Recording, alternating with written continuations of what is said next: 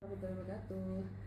Perkenalkan, saya Wiwin, asisten personalia unit Betung Krawo, PTPN 4 Regional 7. Alhamdulillah kami telah mengikuti webinar manajemen risiko series 3 dengan tema risiko legalitas aset yang dilaksanakan bersama Danantara Indonesia.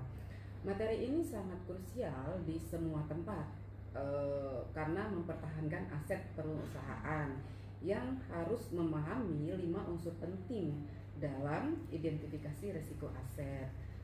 Di antaranya ada sumber risiko, kemudian peristiwa risiko, penyebabnya apa, kemudian konsekuensinya apa jika kita tidak menjalankannya. Kemudian yang kelima ada pengendalian yang ada, sehingga jika sampai dengan pengendalian itu biaya yang dikeluarkan pasti lebih besar dan resiko yang kita alami itu juga lebih besar gitu.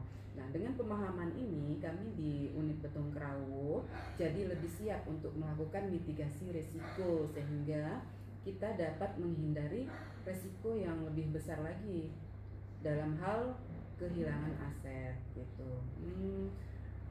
Webinar ini sangat bagus dan mudah-mudahan lebih banyak dan lebih sering lagi agar mengingatkan kita kembali untuk pentingnya mempertahankan aset perusahaan. Demikian saya Ari, wabillahi taufiq wal hidayah. Wassalamualaikum warahmatullahi wabarakatuh. Pertanyaan secara langsung. Link daftar hadir peserta dan form evaluasi akan dibagikan di chat Zoom saat acara berlangsung.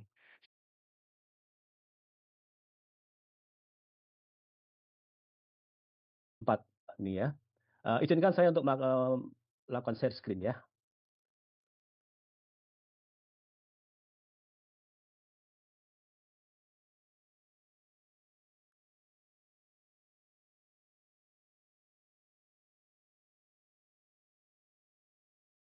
Iya, baik. Jadi materi kita adalah tentang risiko legalitas aset perusahaan.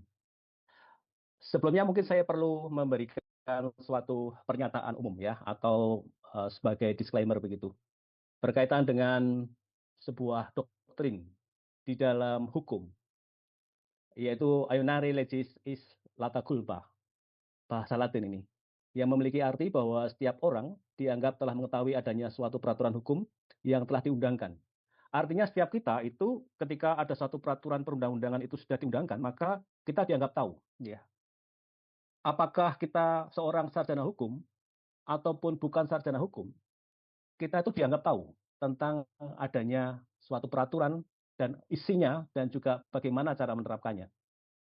Ini merupakan suatu kultur yang ada di dalam sebuah sistem hukum kita, yaitu civil law system, di mana setiap kita harus mengetahui tentang hukum. Ya.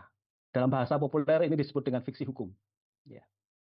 Artinya ketika kemudian suatu waktu ada orang mengatakan bahwa kita telah melanggar hukum, kemudian kita memberikan dalih bahwa kita tidak tahu hukum, maka itu tidak bisa menjadi satu alasan untuk kita menghindar dari satu tanggung jawab. Ya. Kalau kita merumuskan tadi bahwa doktrin Ionare legis is lata culpa, ini setiap orang dianggap mengetahui hukum. Setiap orang itu siapa? Setiap orang itu adalah kita, orang pribadi, atau natural person di dalam bahasa Belandanya. Orang pribadi, orang kita, orang per orang ini. Gitu ya. Dan juga retail person atau badan hukum. Artinya kita sebagai pribadi, sebagai staff, sebagai karyawan, sebagai manajemen, sebagai seorang pribadi, itu kita harus memahami tentang konteks di mana kita bekerja. Sebagai sebuah badan, sebuah suatu perusahaan, perseroan terbatas, maka PTPN 4 juga memiliki tanggung jawab berkaitan dengan hukum yang berlaku baginya, ya, atau yang disebut dengan tanggung jawab hukum di sini. Ini merupakan hal yang mendasari bagi kita. Kemudian, kenapa kita perlu belajar tentang risiko legalitas dalam hal ini? Ya. Berkaitan dengan pekerjaan kita, berkaitan dengan aktivitas usaha kita, itu harus kita pahami betul. Apa dampak hukum, apakah akibat hukum dari sesuatu hal yang harus kita lakukan. Begitu. Oleh karena itu, penting sekali untuk kita memahami tentang risiko hukum ini, atau risiko legalitas ini. Di dalam percakapan kami dengan Bapak Ibu yang kemarin sempat berdiskusi berkaitan dengan melihat apa sih yang menjadi latar belakang, kemudian kita perlu mempelajari tentang risiko legalitas ini, terutama di PTPN 4. Yang pertama adalah adanya fenomena peningkatan sengketa lahan di beberapa perusahaan perkebunan, ya, termasuk di kita. Di PTP 4 kita juga menghadapi beberapa perkara berkaitan dengan beberapa persoalan yang menyangkut kepada sengketa lahan. Kemudian juga terdapat kelemahan terkait aspek legalitas aset, ya, yang berdampak pada kelemahan kedudukan hukum perusahaan perkebunan dalam suatu perkara, gitu ya. Ketika kemudian perusahaan digugat, ya, di dalam sebuah perkara perdata begitu, ternyata ada dokumentasi kita yang mungkin tidak lengkap, begitu ya. Aspek perizinan, aspek dokumentasi yang perlu kita siapkan, misalnya. Kemudian munculnya penyerobotan tanah yang secara hukum dikuasai oleh perusahaan, okupansi ya. Ini bukan hanya di PTPN 4 ini, saya di beberapa entitas yang lain ya, baik di grup PTPN maupun di luar ini juga ternyata ada juga fenomena tentang okupansi ini ya. Kemarin di Lampung juga ada okupansi ya, di grup kita juga gitu ya. Nah ini memang satu fenomena yang sekarang terjadi. Kemudian hilangnya hak atas tanah karena perubahan peraturan perundangan ya. Ini mungkin Bapak Ibu mengalami sendiri di lapangan ya, ketika ada perubahan rencana tata ruang dan wilayah, sehingga yang dulunya merupakan area perkebunan tiba-tiba kemudian berubah menjadi kawasan hutan misalnya. Ini sesuatu hal yang kemudian kita perlu untuk mendiskusikannya bersama-sama. Kemudian juga penjarahan atas hasil produksi perkebunan ya.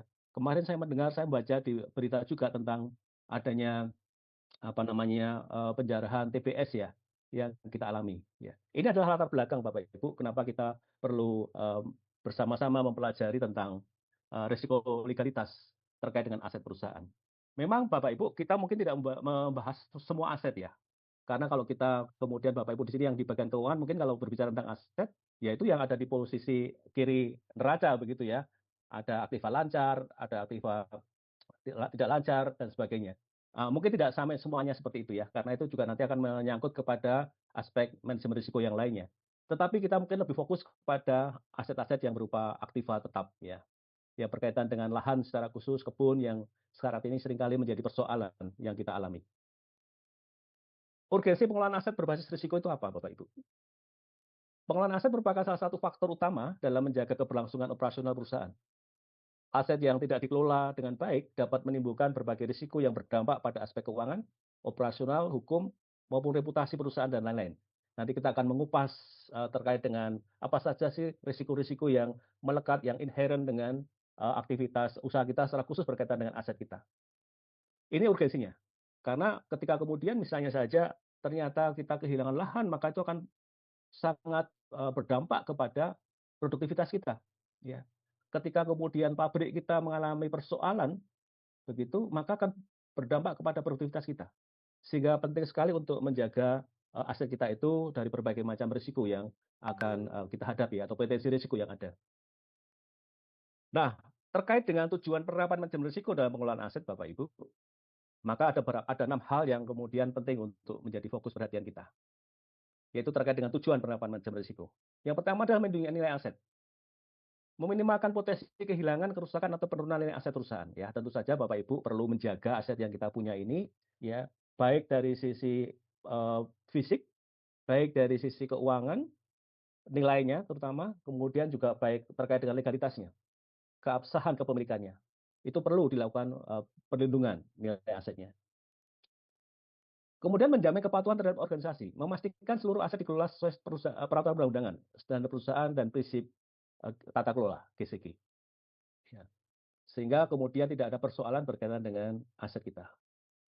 Yang ketiga, menjamin kepatuhan terhadap regulasi, mengoptimalkan pemanfaatan aset serta mengurangi biaya akibat risiko yang dapat dihindari. Ya. Ketika kemudian ternyata, misalnya saja, ternyata ada satu aspek legalitas yang tidak terpenuhi, maka dampaknya adalah kita tidak bisa memanfaatkan aset itu secara optimal, gitu ya. Izin usahanya belum keluar, misalnya ya. IUP-nya belum keluar, sehingga kemudian kita punya aset, asetnya tidak bisa kita kelola dengan baik. HGU-nya ternyata berakhir tanpa kita ketahui. Ya. Nah ini juga mungkin menjadi persoalan. Kemarin ada kasus di tempat lain ya. Ternyata HGU-nya sudah terlewat begitu Bapak Ibu untuk masa berlakunya, jangka waktunya, gitu ya. Hal yang mungkin yang paling krusial adalah ketika kemudian ada aksi korporasi. Ini kita alami juga ya di grup kita ini.